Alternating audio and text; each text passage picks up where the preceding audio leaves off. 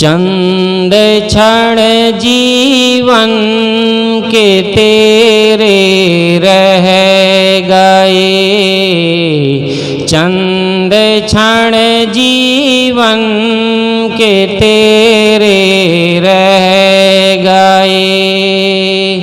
और तो बीसियों में सारे बह गए, और तो सारे विषयों में सारे बह गए।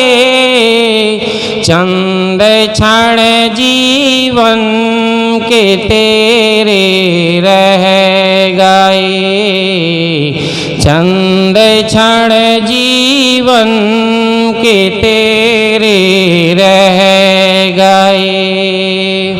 जाने कब जाना पड़े तन छोड़ कर, जाने कब जाना पड़े तन छोड़ कर।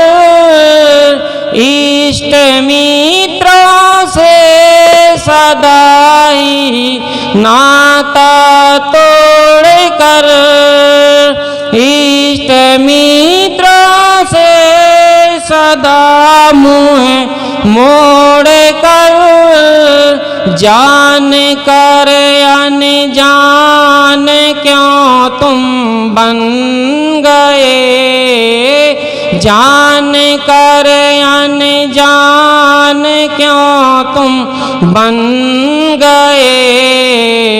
और तो सारे विषयों में बह गए, चंद क्षण जीवन के तेरे रह गए।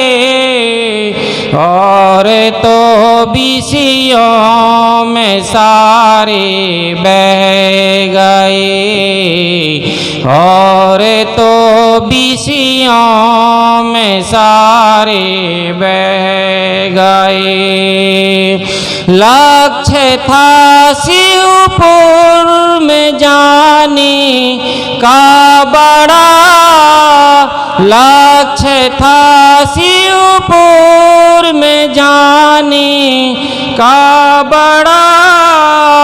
जिस समय माँ गर्भ में था तू पड़ा, जिस समय माँ गर्भ में था तू पड़ा। लक्ष्य क्यों अपना भुला कर रह गए, लक्ष्य क्यों अपना भुला कर रह गए। और तो विषयों में सारे बह गए, और तो विषयों में सारे बह गए। चंद क्षण जीवन के तेरे रह गए, चंद क्षण जीवन के तेरे रह गए। और तो विषयों में सारे बह गए, और तो विषयों में सारे बह गए। छोड़ धन दौलत सिकंदर चल दिया, छोड़ धन दौलत सिकंदर चल दिया। आत्मा का हित जरा भी नहीं किया, आत्मा का हित जरा भी नहीं किया। हीरे मोती के खजाने रह गए, हीरे मोती के खजाने रह गए। और तो विषयों में सारे बह गए, और तो विषयों में सारे बह गए। चंद क्षण जीवन के तेरे रह गए, चंद क्षण जीवन के तेरे रह गए, और तो विषयों में सारे बह गए, और तो विषयों में सारे बह गए।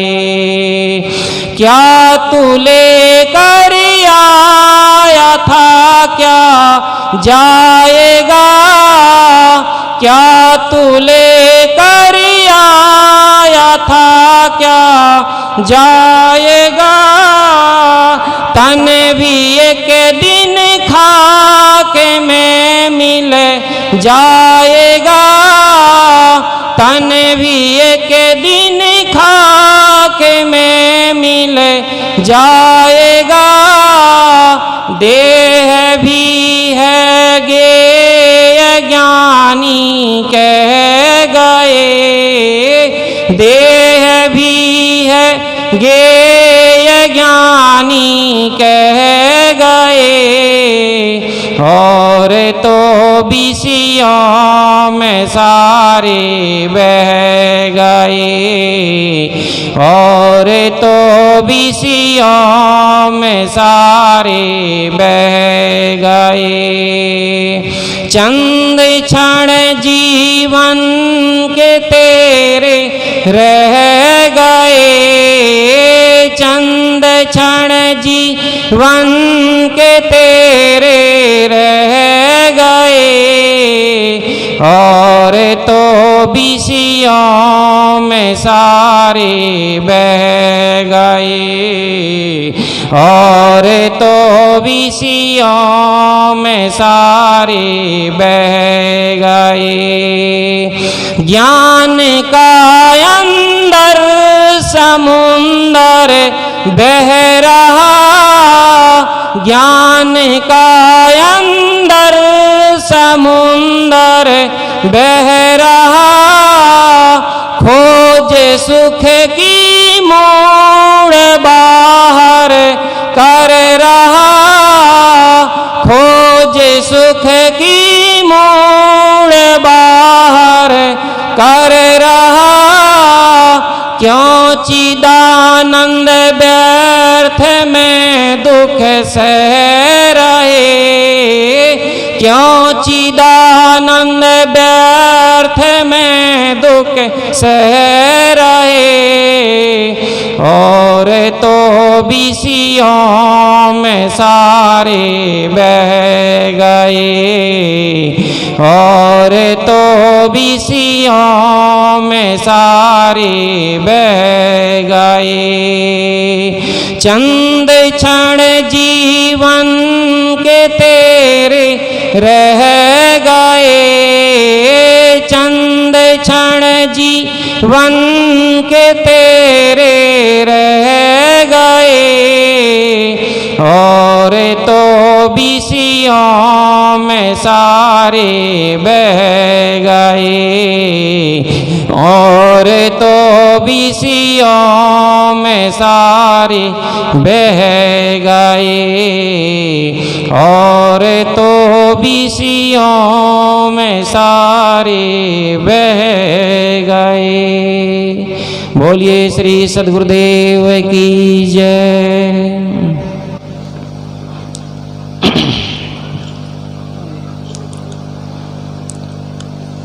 इंसान संसार में कहीं पर भी रहे, किसी भी समाज के बीच में रहे, किसी भी लोगों के पास में रहे, लेकिन हर व्यक्ति का जीवन का कर्तव्य है कि जीवन एक साफ सुथरा जिए, सरल स्वच्छ जीवन जिए। हमारे जीवन के संत गुरुजन कहते हैं कि 2 बार जन्म होता है, एक होता है माता पिता के द्वारा जो हमारा शरीर का जन्म होता है, दूसरा जन्म बताया जाता है कि संत गुरुजनों के द्वारा होता है, जिसको कहते संस्कारों का जन्म है। और हमारे अमोई साहब जी कहते हैं कि तीसरा इंसान को जो संस्कार रूपी जन्म वर मिलता है समाज से मिलता है। लेकिन एक जीवन और है जो हमें अपने आप को पैदा करना पड़ता है, जो अपने आप के जीवन में एक ज्ञान की किरण जगाना पड़ता है, ज्ञान की रोशनी को जगाना पड़ता है और अपने आप को एक दुनिया में जीने के लिए, एक अच्छा इंसान बनने के लिए अपने आप के भीतर में काबिलियत को पैदा करना पड़ता है।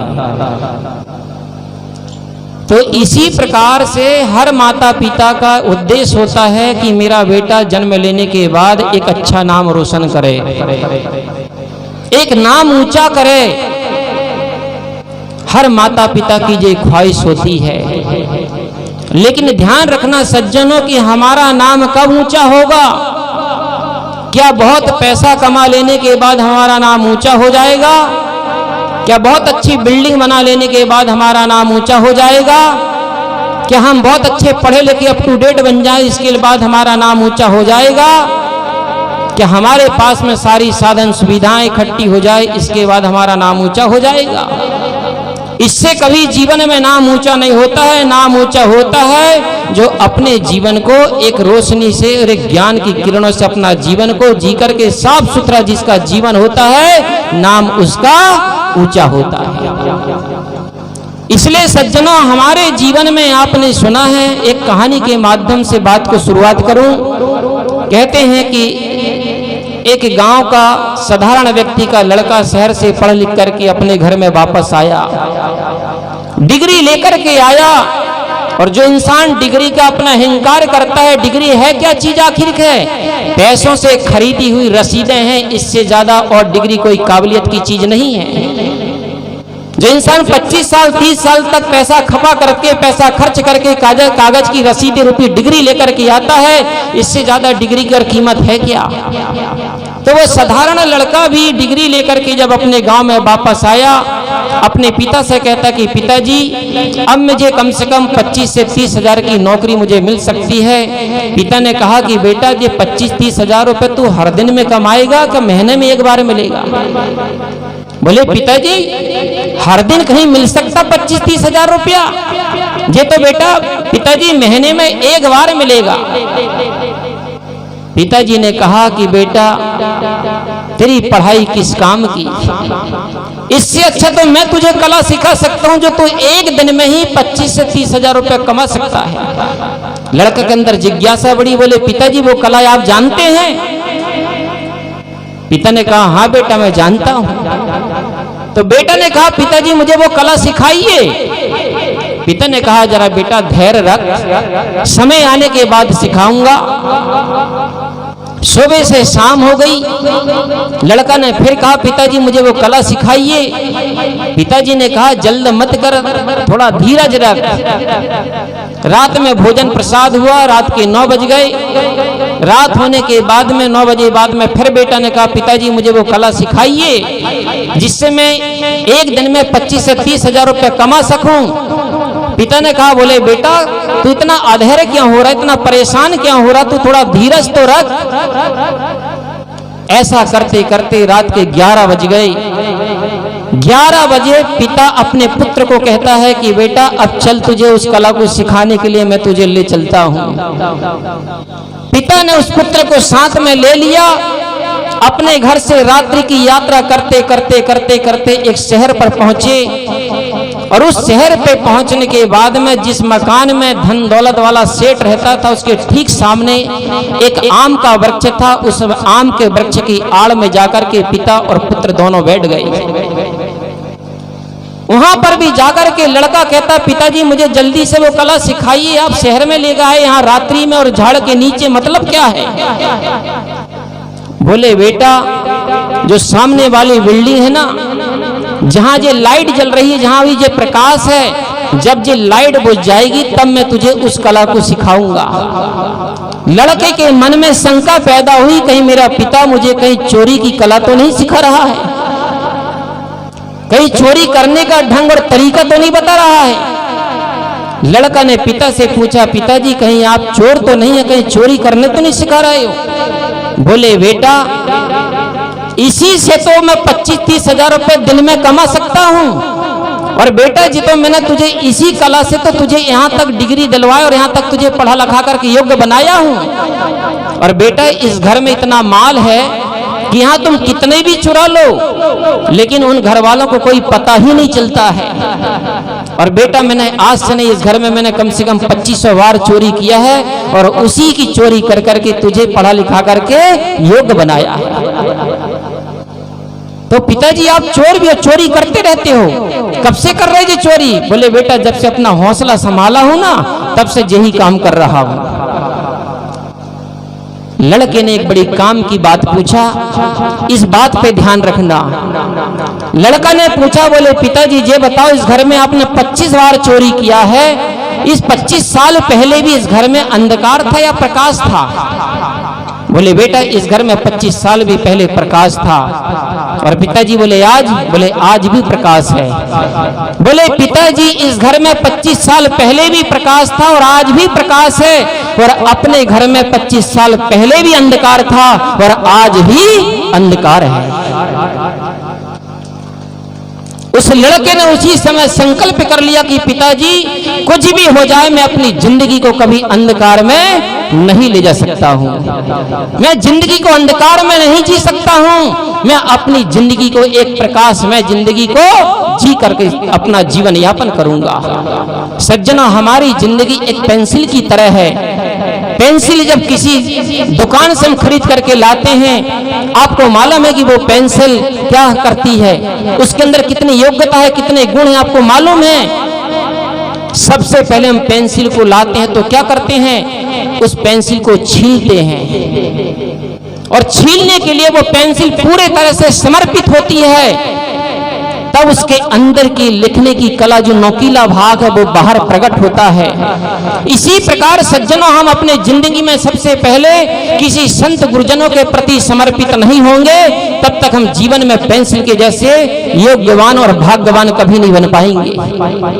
दूसरी चीज है उस पेंसिल के अंदर में सबसे पहले जो लिखने की ताकत है, कुछ चित्र छापने की ताकत है, उस पेंसिल को उस दिन पता लगता है कि मेरी शक्ति और मेरी ताकत मेरे से बाहर नहीं है, मेरे ही भीतर है।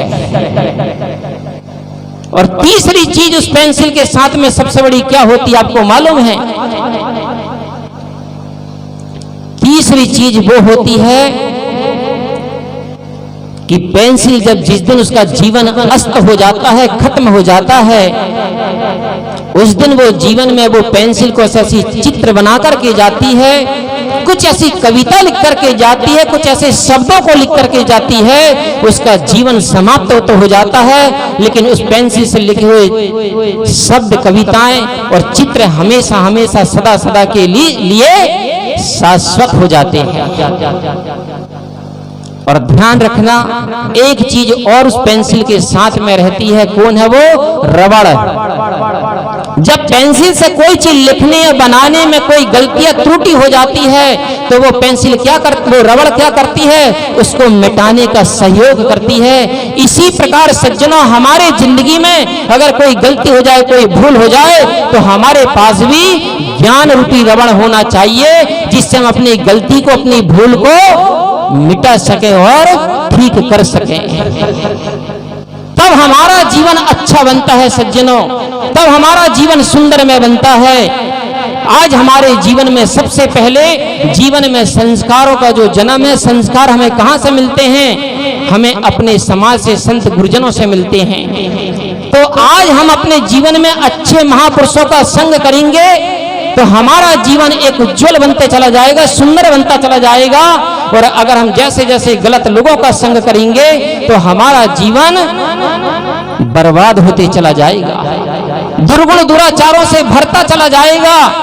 इसलिए आज हम जो सत्संग करते हैं, संत गुरुजनों के पास में आते हैं, ना मालूम कौन से संत गुरुजनों के मुखारबिन से कौन सी बात हमारे जीवन में मिल जाए और वो बात हमारे जीवन में कारगर हो जाए, जिससे हमारा जीवन और हमारी जीवन की गलती और भूल ठीक हो जाए।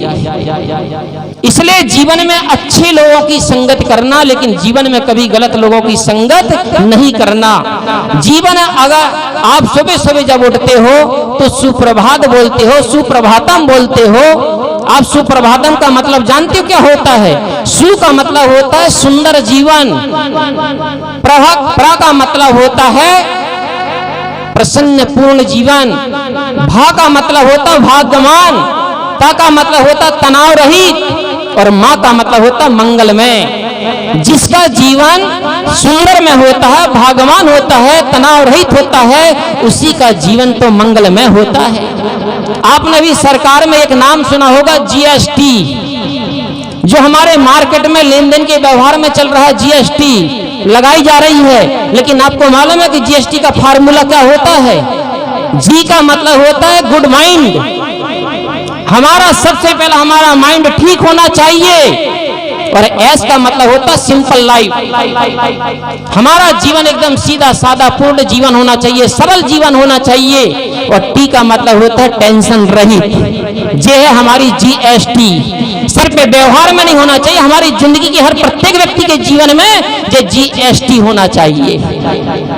तो ये जीवन हमारा जब इस प्रकार से टेंशन रहित जीवन कब बन पाता है? जब हमारे जीवन की संगत अच्छी होती है, अच्छे लोग मिल जाते हैं, तब हमारा जीवन सुंदर बनता है सज्जनों। इसलिए हमारे जीवन में एक लुकमान हकीम का आपने नाम सुना होगा। जिस समय लुकमान हकीम अपने मरने की तैयारी में अंतिम सांसें गिन रहा था, उस समय उसने क्या किया?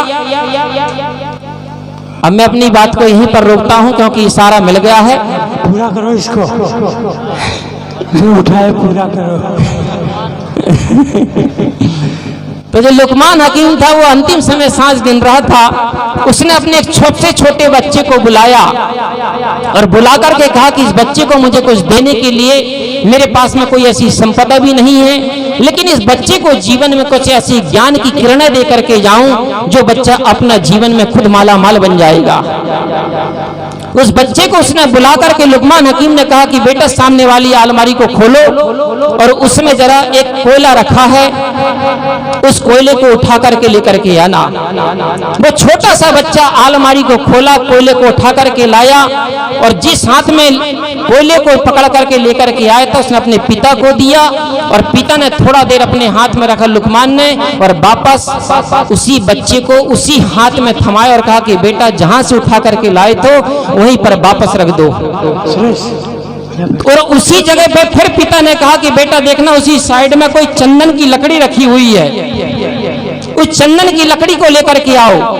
उस चंदन की लकड़ी को लेकर के जब वो बच्चा वापस आता है दूसरे हाथ में लेकर के, फिर लुकमान दूसरे हाथ में चंदन के टुकड़े को लेता है, लकड़ी को लेता है और वापस फिर उसी बच्चे को उसी हाथ में देकर के कहता है कि बेटा उसी जगह पे इसको फिर वापस रख किया जाओ।